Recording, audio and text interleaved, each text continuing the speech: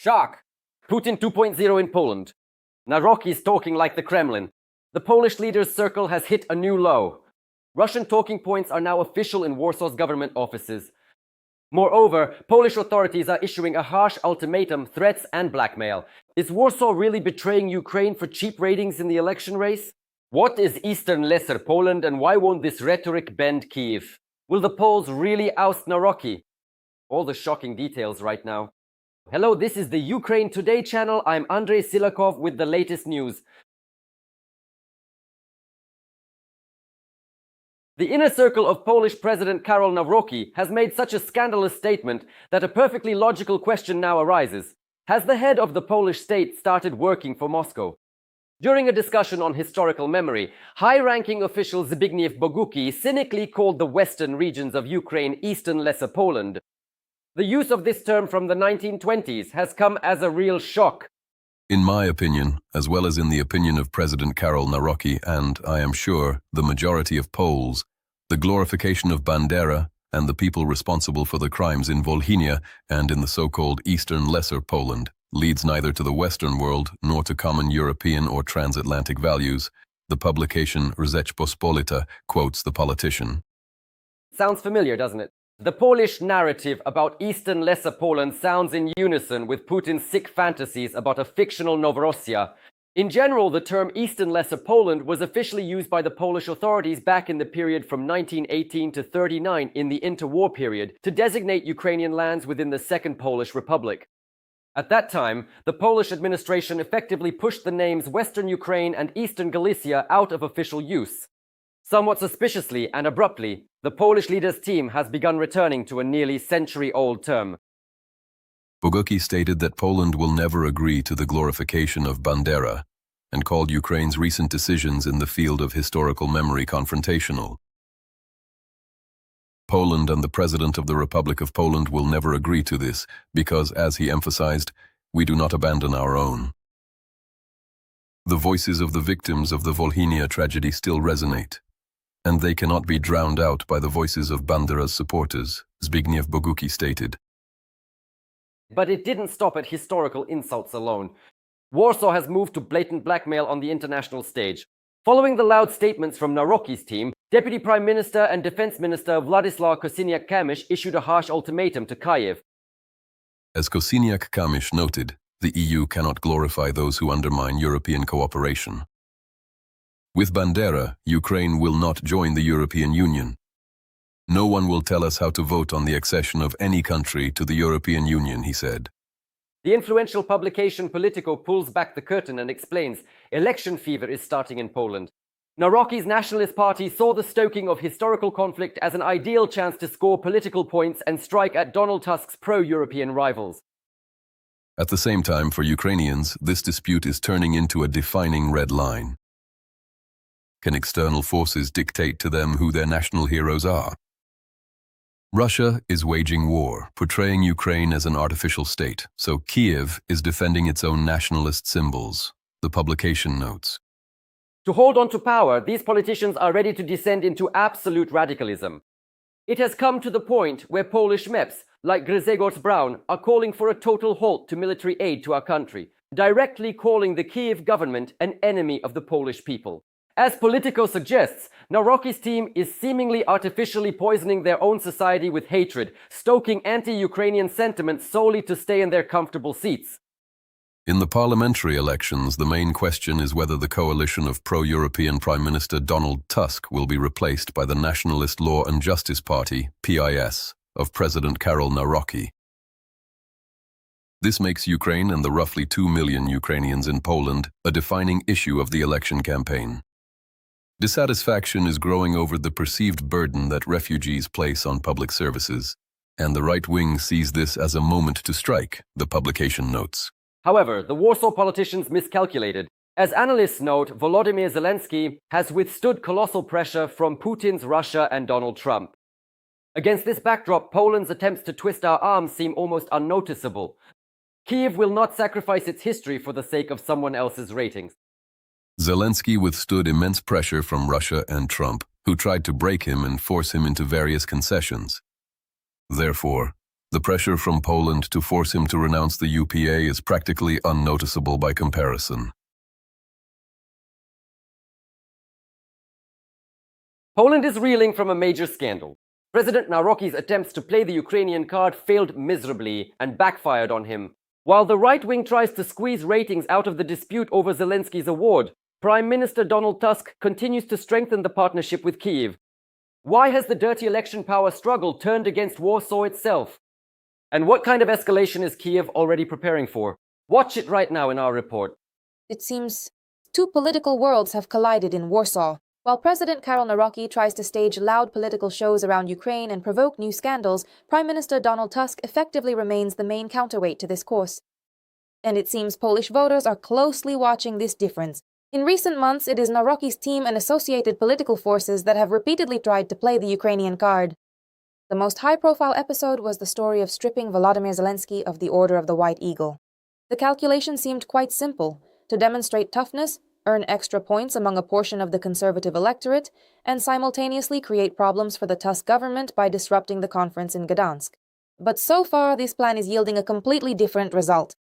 Despite all the scandals, information attacks from opponents, and their attempts to make Ukraine the main topic of domestic policy, Tusk's party rating is not falling. On the contrary, it continues to grow. Today, his political force confidently holds first place in Polish polls and is even improving its performance compared to the 2023 elections. This is a very telling signal. Over the past year, many predicted that supporting Ukraine would become a political burden for the Polish authorities.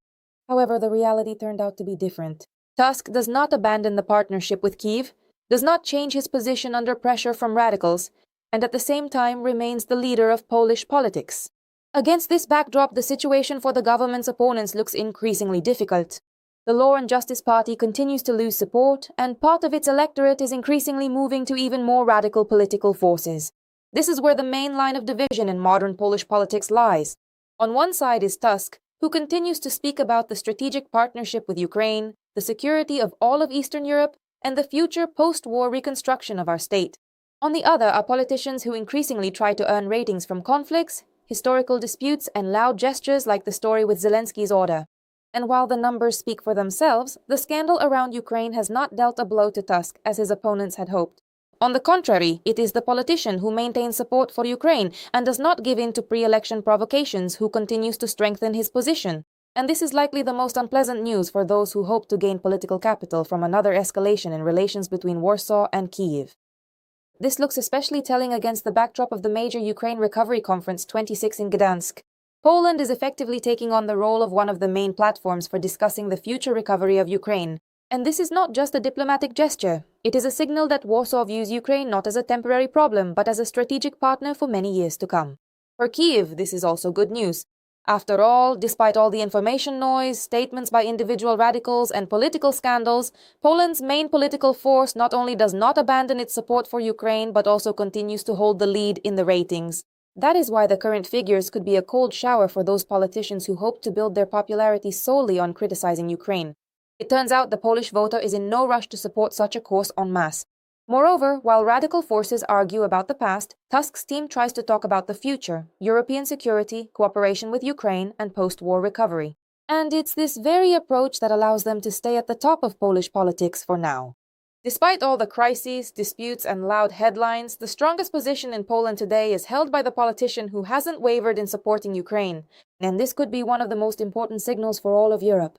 However, even though Tusk's team continues to show support for Ukraine, Kyiv knows well that the political temperature in Poland could rise even higher. And Kirylo Budanov warned about this directly. According to the head of the president's office, the current situation between Kyiv and Warsaw isn't a conflict yet. For now, it's just about diplomatic disagreements. But Budanov is certain, this isn't the peak yet. If you look at Polish politics, his words start to sound quite different. We see how right-wing and far-right forces are fighting more and more aggressively for the voter. We see how the issue of Ukraine is gradually becoming a tool for internal political struggle. Then we see that there's just over a year left until the parliamentary elections in Poland. In fact, the election campaign has already begun. That's why many current statements may be less about Ukraine and more about ratings within Poland itself. The story around President Karol Nawrocki's decision to strip Volodymyr Zelensky of one of Poland's highest honors, the Order of the White Eagle, became especially sharp. Budanov didn't hide his feelings about this move. He called it a serious mistake and stressed that worsening relations with neighbors never brings any benefit. On the contrary, it creates political, economic, and security problems for both sides. Moreover, Budanov essentially questioned the logic behind such a decision. He says if we're reviewing the history of awards, many other questions arise that would seem far more obvious for reconsideration. So Warsaw's current move is seen in Kyiv as strange, ill-conceived, and only adding fuel to the fire. Despite all the disputes and loud statements of recent months, it's Tusk's political force advocating for a strategic partnership with Ukraine that remains the leader of Polish politics today. And even if some politicians try to use the Ukrainian issue to fight for votes, the reality remains unchanged. Ukraine and Poland share common interests in security, economy, and geopolitics, which are far more important than election season emotions. So the main intrigue now isn't whether support for Ukraine will continue. It remains strong at the level of government, society, and key state institutions.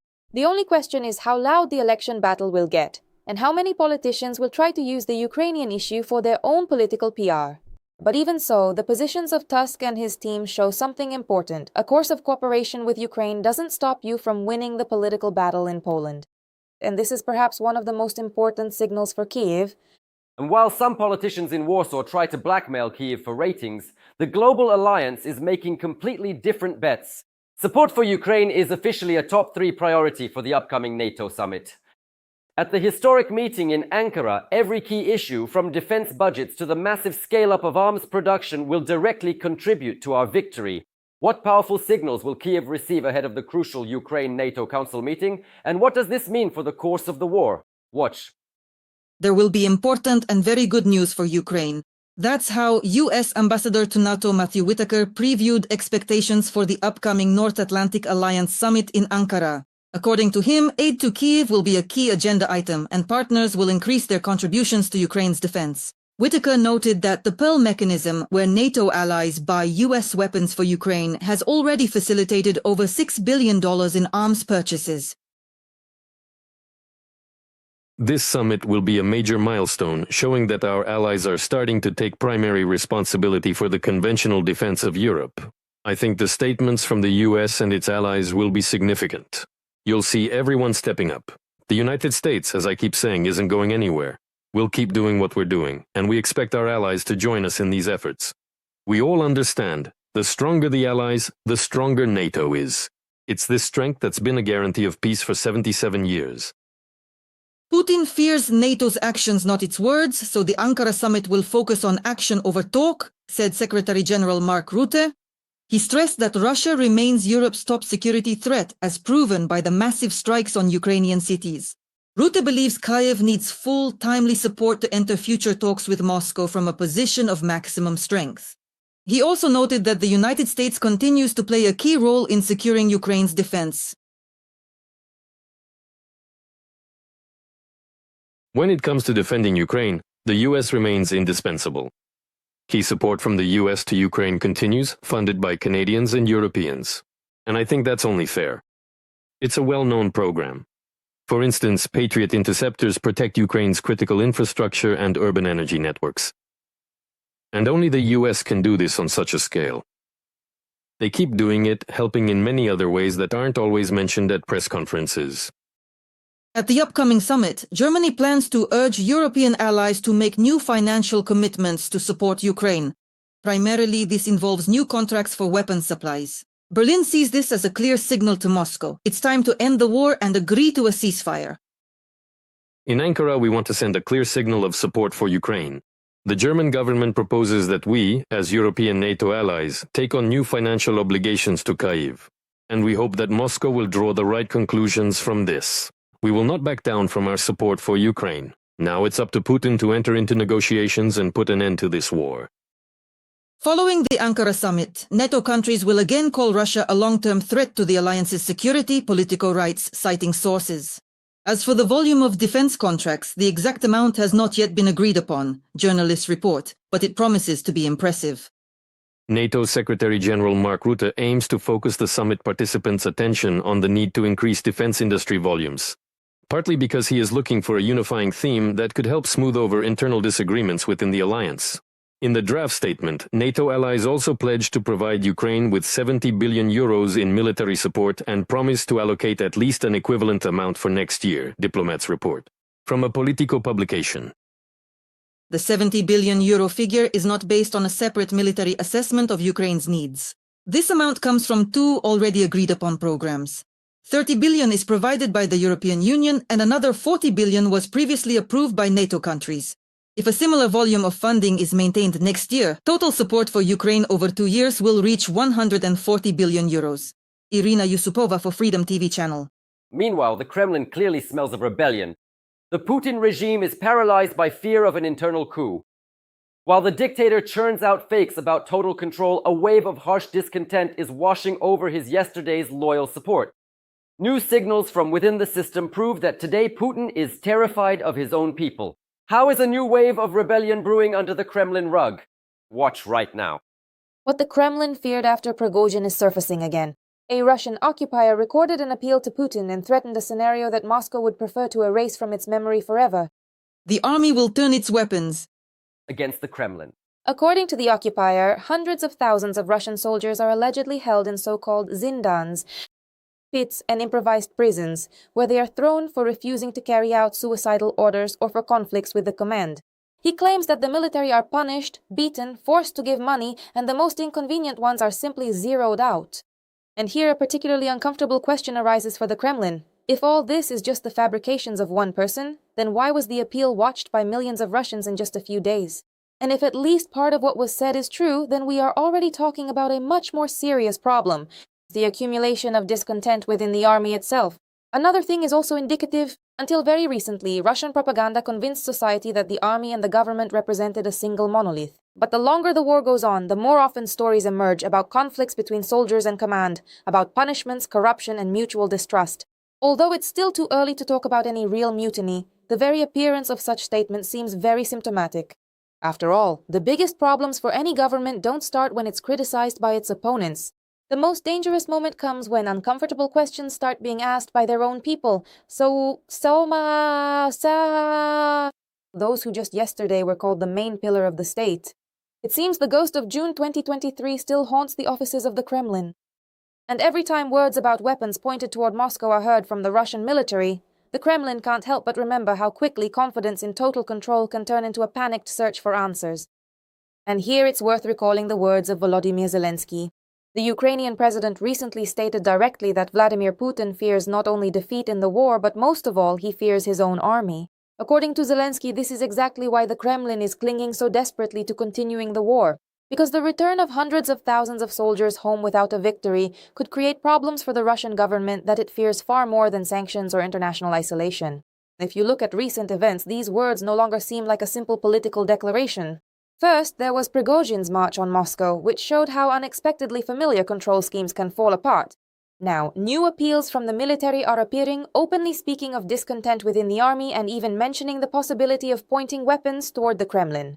And here, a particularly unpleasant dilemma arises for the Russian government. The longer the war continues, the more people pass through the front, gaining their own experience and stop looking at reality through the television. And along with this, the number of those who start asking uncomfortable questions of the command and the country's leadership is growing. Zelensky is convinced that Putin understands this threat perfectly. That's why, according to him, the Russian president fears ending the war without a declared victory, because then he'll have to explain to society what the huge losses were for, and to hundreds of thousands of servicemen why all the sacrifices didn't bring the promised result. And while Russian propaganda continues to talk about full control over the situation, more and more signals indicate the opposite.